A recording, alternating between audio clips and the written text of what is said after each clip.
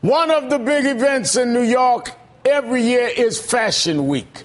But one of the things that exposes some of the contradictions in some of the big events is the lack of diversity in Fashion Week in terms of the runway and the fashion industry.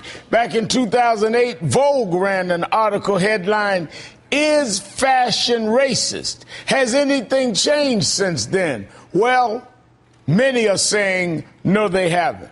We are joined now by a legendary fashionista, Andre Leon Talley, contributing editor for Vogue magazine. He's profiled in the latest issue of Vanity Fair. Andre, thank you for joining me. Great to be with you, Reverend Al. And great to have you with us. Really an honor. You have dealt with the industry at the highest levels. I mean, you're legendary in this field by any standards, and super legendary as a black that have navigated in this field. How do you see the issue of diversity today in fashion? September 2013, the dream is not achieved.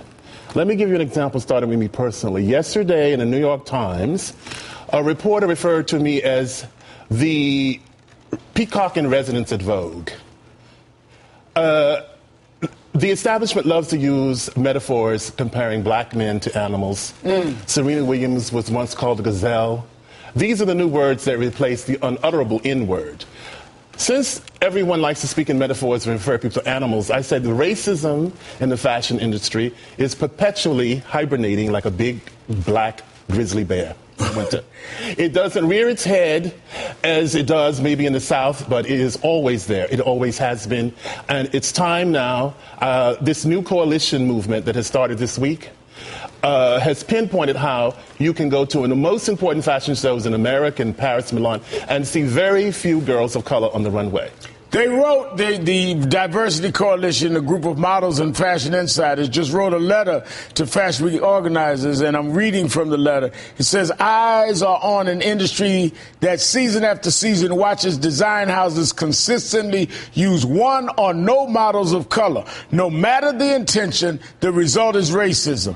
That decision to use basically all white models reveals a trait that is unbecoming to modern society. Totally agree. I totally agree. It's amazing that this had to be done in 2013. This started back with this movement. We used to have town hall meetings in around 2007.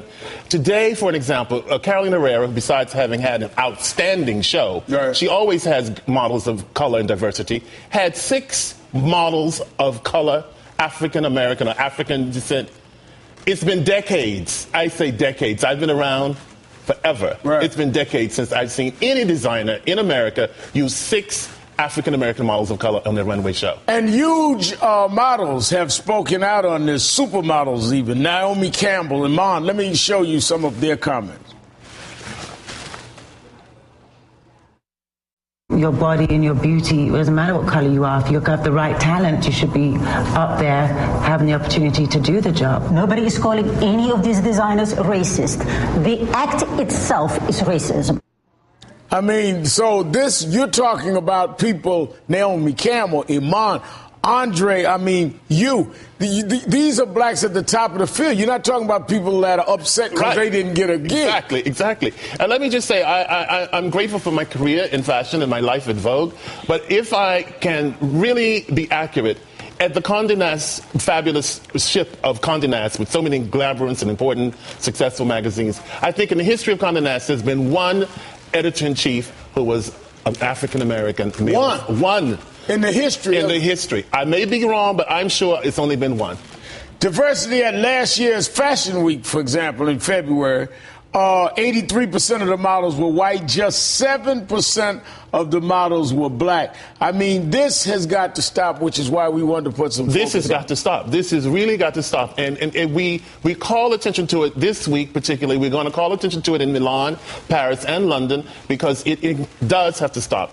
It's taken for granted, well, maybe one model is enough, but that is racism. That's just like a token model she's thrown in there to keep people silent. But, you know, it's a silent kind of thing. Racism is often very silent, as you well know. Right. It's sometimes nuanced Even your best friends, your colleagues can be totally unaware that they are doing racist things, and they are, because they are eliminating the beauty and diversity of women of color. I mean, you know, Naomi is unique. Naomi is a supermodel. Right. Iman. So am I, an icon, but I'm an icon that never was offered an editor-in-chiefship. Really? The glass ceiling, as I hit the glass ceiling and stayed there. Well, you know, I must say this. We're out of time, but I have to say this. I love reading about you, and I love how you tell the story that you got your sense of fashion growing up in Sergate, North Carolina, and people were maids and did domestic work. Thank you. But they got their best fashion on Sunday. Best fashion, church clothes. Church clothes were the richest, the most important moment in our lives. Wow. I love that story you tell. No matter how huge you've become, and you've become that, yes, you go back to your roots and say, but this is where it all came from. This is where it all came from. Amazing. Thank you. Thank you. Happy to be here with you, Reverend Al. It's an honor. Thank you to have you with us. Andre Leon Talley, legend in his own time. Thank you so much.